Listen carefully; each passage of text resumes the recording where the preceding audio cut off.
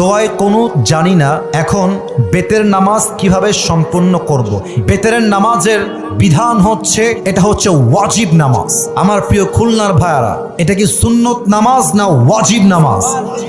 ওয়াজিব নামাজ। আর দোয়ায় কুনুতটাও এটা জরুরি বেতের মধ্যে পড়া। এখন বেতের দোয়ায় কুনুত যদি কেউ না জানে, তার জন্য উচিত হবে যখন সে 3 রাকাত বেতের আদায় করছে, সূরা ফাতিহা পড়েছে, কেরাত পড়েছে, সূরা ফাতিহা শেষ, কেরাত মিলানো শেষ, আপনি এবার কোরআনে উল্লেখিত দোয়া পাঠ করতে পারেন।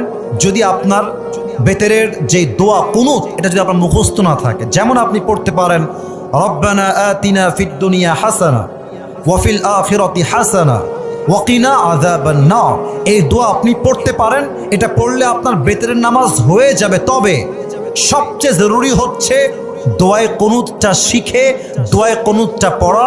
হাদিসে আসছে এটা পড়াই সবচেয়ে উত্তম কাজ। সুবহানাল্লাহ পড়বেন না আপনারা সবাই?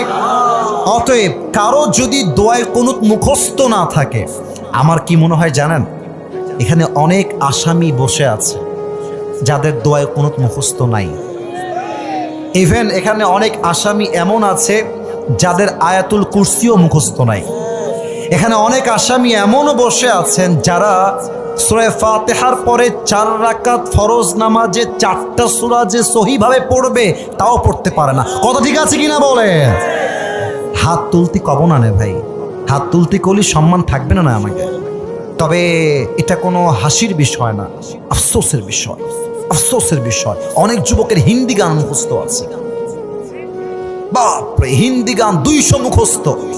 গার্লফ্রেন্ডকে ইমপ্রেস করতে 10টা গান শোনায় ফেলতে পারবে, কোনো সমস্যা নাই। কিন্তু আয়াতুল কুরসি মুখস্থ এখন পর্যন্ত করতে পারে নাই। ঠিক কিনা বলে? দোয়ায়ে কুনুত অবশ্যই আজকে থেকে যাদের মুখস্থ নাই, মুখস্থ করবেন। রাজি আছেন তো ইনশাআল্লাহ?